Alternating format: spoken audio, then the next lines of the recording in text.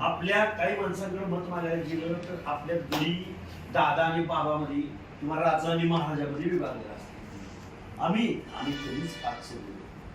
आमचं हाड वाटलं नाही. आमचं राज कुणीकडे जाईल तिकडं आम्हीच. मला बाबासाहेब म्हणले राज्यकर्ते जमात करा. तुम्ही मागत कधी झाला राव? गुलाम झाला तुम्ही, गुलाम. आणि जे कोणी इथं पुढारी येत नाहीत वगैरे त्यांना शुभेच्छा देऊ. पण तुम्हालाच फायदा होणार आहे. आम्ही जे करतोय ना ते तुम्हालाच फायदा होणार आहे.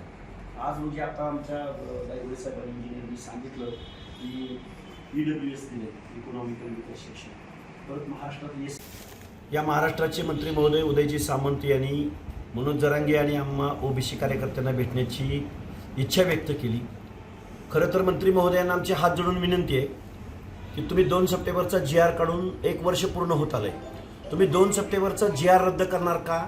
आणि सामाजिक मागासांच्या या आरक्षणामध्ये मराठा समाजाचं कुणबीकरणाद्वारे जो समावेश केला आहे तो तुम्ही रद्द करणार का?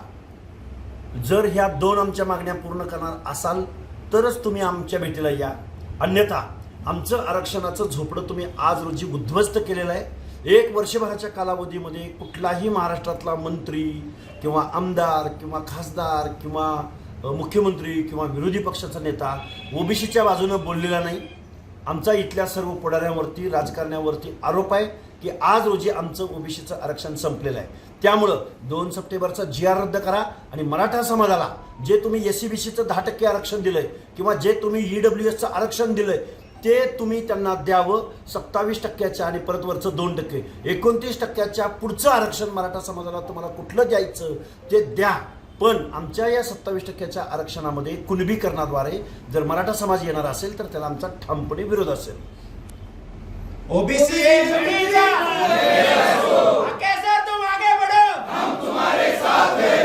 1 सप्टेंबरला आपला संघर्ष आणि एल्गार मोर्चा मुंबईला जातोय.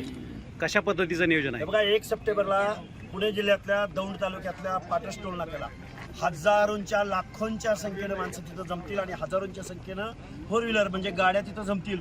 आणि तिथून आमचा ओबीसी संघर्ष यात्रेचा, ओबीसी आरक्षण बचाव यात्रेचा, ओबीसींचा आर्त आक्रोश आम्ही मुंबईला राजधानीच्या दिशेनं जिथं कायद्याचं सभागृह ज्या मुंबईमध्ये आहे तिकडं आमचं आरक्षण बुडवण्याचा निषेध करण्यासाठी आणि आमचं आरक्षण वाचवण्यासाठी आम्ही मुंबईच्या दिशेनं 1 सप्टेंबरला दौंड पाटसच्या टोल नाक्यावरून लाखोंच्या संख्येनं निघणार आहोत. आपण या संदर्भात राज्यामध्ये दौरे करतायत, कशा पद्धतीचा प्रतिसाद आहे? प्रत्येक गावामधून आजपर्यंत मी 60-70 बैठका घेतल्या. त्या बैठकामध्ये एका बैठकीमध्ये कमीत कमी 20 ते 25 4 व्हीलर त्या गावातून निघणार आहे. हा लढा कुठल्या धनदांडग्याचा नाही, कुठल्या आमदाराचा नाही, कुठल्या खासदाराचा नाही, कुठल्या पक्षाचा नाही. हा लढा गावगाड्यातल्या 300-350 ओबीसी आणि भटके विमुक्त जाती जमातींचा आहे. ओबीसींची चेष्टा करून ओबीसी विस्थापित आहे, ओबीसी एकत्रित नाही, या आमच्या अगतिकतेचा, आमच्या मागासलेपणाचा, आमच्यावर होणाऱ्या सामाजिक अन्यायाचा गैरफायदा इथल्या शासनानं घेऊन आमचं आरक्षण बुडवलेलं आहे. या महाराष्ट्राच्या मुख्यमंत्र्यांनी आमच्या हक्क अधिकाराचं संरक्षण केलेलं नाही. एका चौथी नापास माणसाच्या सांगण्यावरनं बेकायदा GR जे सुप्रीम कोर्टाला मान्य नाहीत, जे वेगवेगळ्या आयोगांना मान्य नाहीत आणि मराठा समाज जर ओबीसी मध्ये आला तर ओबीसी त्यांच्या स्पर्धेत टिकू शकत नाही, अशी आमच्याकडे शेकड्यानं उदाहरणं आहेत. त्यामुळं आम्ही आमचं आरक्षण वाचवण्यासाठी मुंबईच्या दिशेनं लाखोंच्या संख्येने 1 सप्टेंबरला निघत आहोत. ओबीसी संघटित होतोय असं वाटतंय आता? 100% ओबीसी संघटित होतोय. इथं मेजर मायक्रो म्हणायची आज वेळ नाही, कोण पुढं जाईल असं म्हणायची वेळ नाही. वेगवेगळ्या जात संघटनांच्या प्रमुखांना आम्ही भेटतोय, त्यांना आम्ही सामील होण्याचं आवाहन करतोय आणि बहुसंख्येने निघेल. प्रचंड आत्मविश्वासाने तुम्हाला सांगतो की लाखोंचा जनसमुदाय मुंबईला निघेल.